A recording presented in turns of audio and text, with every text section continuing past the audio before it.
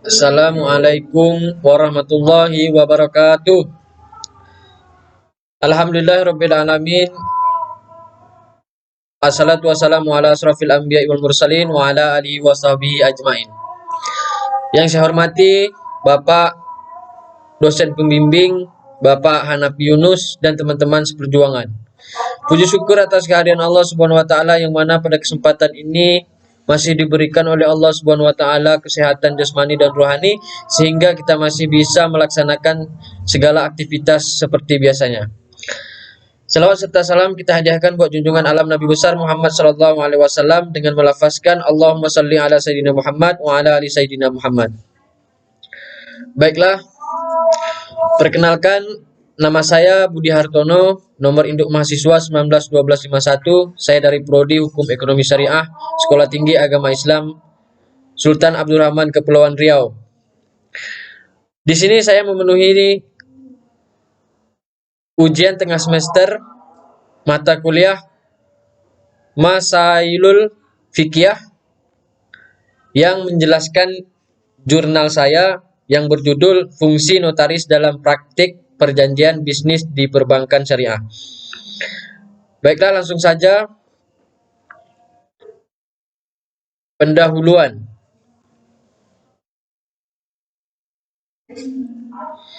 Notaris menduduki posisi yang sangat penting dalam industri perbankan syariah saat ini karena notaris memiliki peranan dalam pembuatan akta-akta kontrak-kontrak produk perbankan syariah dan pengikatan jaminan khususnya dalam perkara hak tanggung jawab dan fidusial.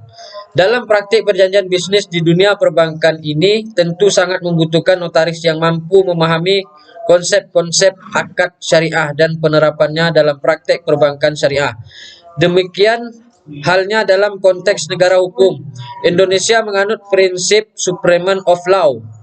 Penafsiran terhadap supremacy of law salah satunya adalah kepastian hukum dengan penerapan hukum ekonomi syariah. Notaris yang terikat dengan praktik bisnis di perbankan syariah hendaknya mampu menghadirkan akta-akad yang tidak boleh melenceng dari ketentuan prinsip dan asas hukum ekonomi syariah.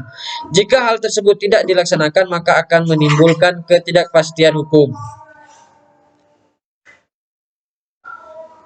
Selanjutnya, urgensi notaris dalam praktek perjanjian bisnis di perbankan syariah.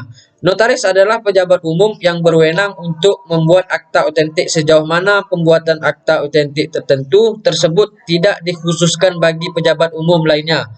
Pembuatan akta otentik diharuskan oleh peraturan perundang-undangan dalam rangka menciptakan kepastian, ketertiban, dan perlindungan hukum. Selain itu, akta otentik yang dibuat oleh atau di hadapan notaris bukan saja karena diharuskan oleh peraturan perundang-undangan, tetapi juga karena dikehendaki oleh pihak-pihak yang berkepentingan untuk memastikan hak dan kewajiban para pihak demi kepastian, ketertiban, dan perlindungan hukum bagi pihak yang berkepentingan sekaligus bagi masyarakat secara keseluruhan.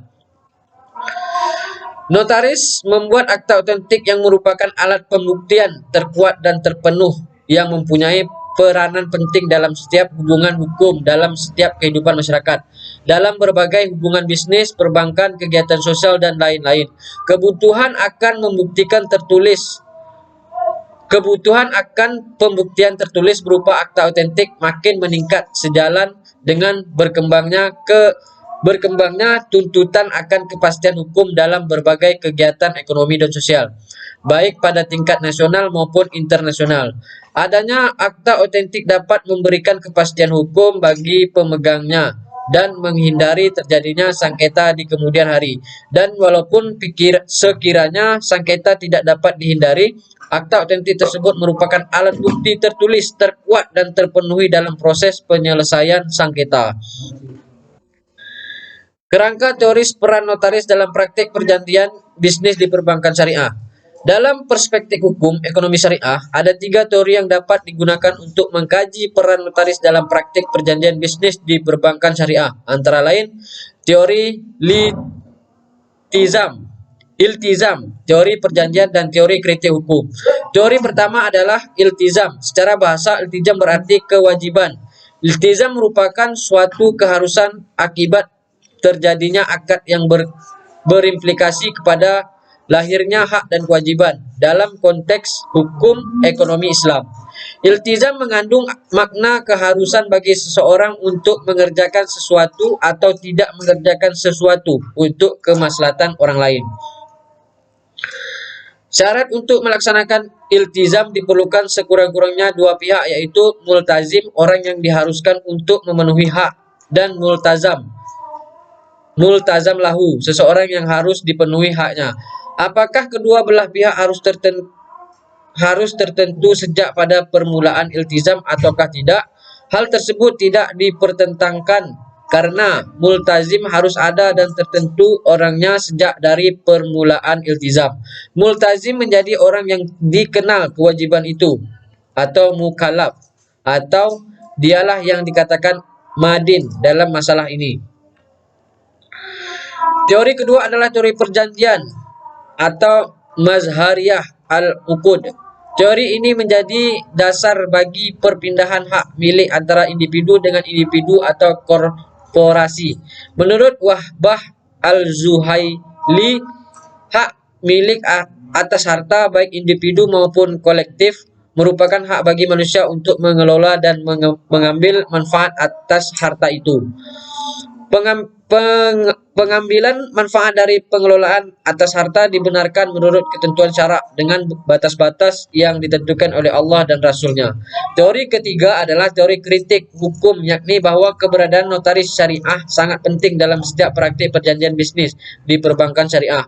Keberadaan notaris syariah dapat digaransi baik melalui legislasi syariah atau amandemen terhadap yang sudah ada. Dengan demikian, kepastian hukum bagian setiap perjanjian bisnis di perbankan syariah dapat dilakukan sepenuhnya berdasarkan prinsip-prinsip dan asas-asas hukum ekonomi syariah. Kedudukan notaris syariah dalam sistem hukum Indonesia. Kajian terhadap fenomena akta notaris dalam sistem hukum Indonesia tidaklah sederhana, menggabungkan dua kutub hukum, yaitu hukum perdata berat dan hukum perdata Islam. Fenomena ini tidak terlepas dengan eksistensi dan pengakuan terhadap hukum Islam dalam konteks negara hukum Indonesia yang notabene penduduknya mayoritas beragama Islam. Pedoman umum dalam bentuk internalisasi kaidah-kaidah hukum Islam yang universal dalam praktik bisnis syariah secara khusus dapat dikategorikan ke dalam dua hal, yaitu pertama, hal-hal yang dilarang untuk dilakukan dalam kegiatan bisnis muamalah, yaitu objek perdagangan atau perniagaan harus halal dan thayyib menurut asas sukarela atau antaradin dan pengelolaan yang berdasarkan saling percaya atau amanah.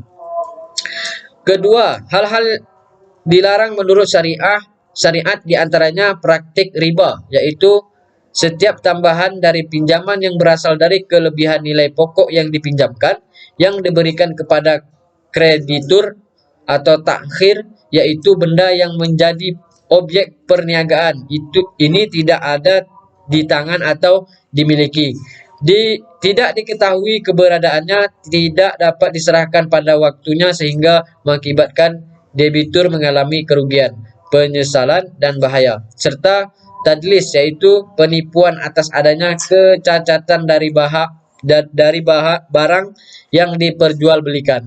Adapun yang terpenting dalam ranah hukum ekonomi syariah adalah harus selalu menekankan unsur lahiriah dan batiniah.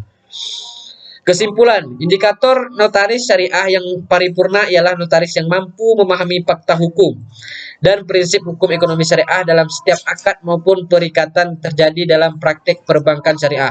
Salah satu upaya hukum yang mungkin dapat dilakukan adalah dengan melakukan judicial review di Mahkamah Konstitusi terhadap sejumlah pasal.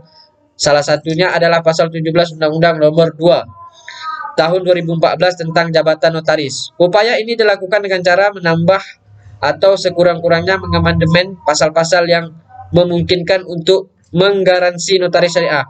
Dengan cara demikian, sekurang-kurangnya badan hukum atau lembaga yang menerbitkan sertifikasi notaris syariah dapat memfokuskan pembahasan tersebut dalam setiap materinya, atau bahkan di kemudian hari diharapkan adanya peraturan perundang-undangan yang secara khusus ekstensi notaris syariah. Baiklah, itu saja presentasi. Baiklah, itu saja presentasi dari saya. Salah dan silap saya mohon maaf. Akhirul kalam, saya akhiri wabillahi taufik wal hidayah. Wassalamualaikum warahmatullahi wabarakatuh.